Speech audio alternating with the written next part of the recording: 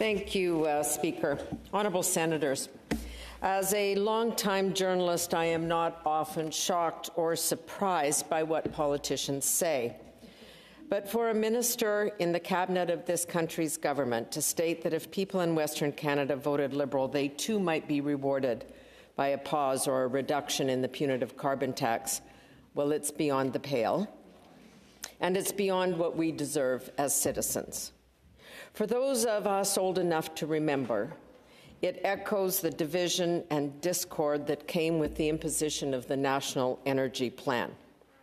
Or from the words of the Prime Minister's father when he mused, "Why should I sell your wheat?" Well, at this rate, there won't be much wheat or lentils or canola to sell. Let me reiterate, this kind of politicking is divisive in the extreme. It's unfair. It belies an ignorance about the diverse nature of this country, its rural communities in particular. As Senator Simons pointed out, heat pumps don't work when it's minus 40, so we don't use them. But that's a debate for another day. This report is a slap in the face to farmers and the entire agricultural sector who have pinned their hopes on some relief, as was offered by Bill C-234. Relief that has now been snatched away by amendments here in this place that have the force and effect of gutting the bill and denying that much-needed relief.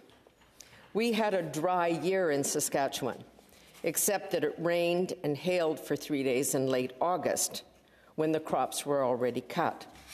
So now we need to dry the grain. Farmers were partially exempt from the carbon tax on gasoline and diesel, but natural gas and propane, the fuels that they use to dry the grain or heat their barns, were not exempted. And this makes farming, food production, transporting, processing, marketing, selling, and eating food more expensive. Bill 234 was passed with the support from every single party in the other place, and I backed it wholeheartedly because compromising our food production should be non-negotiable. But the bill has been gutted, and so I can no longer support it and urge everyone to vote against the report from the committee and reinstate the original intent of the bill, because treating different regions differently, because how they vote, is offensive. It's also a bit bizarre, I might say, that the government would undermine their core argument for climate policies. It's their signature. They argued that this tax put more money in our hands, that the rebates exceeded the costs, but clearly not if they now agree that people need relief from the impact of the tax. That's what Bill C-234 was supposed to do, what they set out to do. Farmers are not asking for a handout.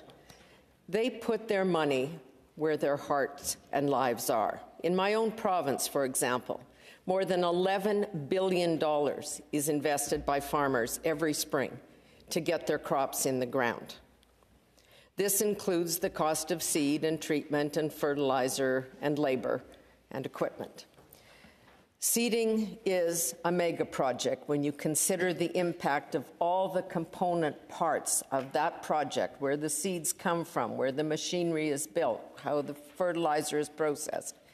This extends all across, infiltrates every aspect of our economy. It's impossible to overstate the value, not just to our province, but to this country. And then comes harvest. Ditto. The economic impact is just as massive. There are over 34,000 farms in Saskatchewan. That is 43% of the cropland in Canada, in this entire country. Saskatchewan generates more than $18 billion in international sales of that product, and they contribute over $82 billion to just the province's GDP, never mind the country. The PBO provided an updated analysis of the exemption for qualifying farm fuel to natural gas and propane, and it shows it would save farmers almost $1 billion through to 2030. $1 billion in taxes. That obviously makes our food more expensive. in the middle of an affordability crisis. In fact, it makes life more expensive. Colleagues, the cost of the carbon tax and the new clean fuel standard, also a tax, to farmers is millions upon millions of dollars a year. And these costs, of course, move along the supply chain as food makes it from farm to fork. And in the end, the consumer, all of us, pays more. There are anxious farmers, consumers, and businesses across this country who are counting on us. And we should do the right thing for every Canadian, regardless of where they live or how they vote. Thank you. Good job.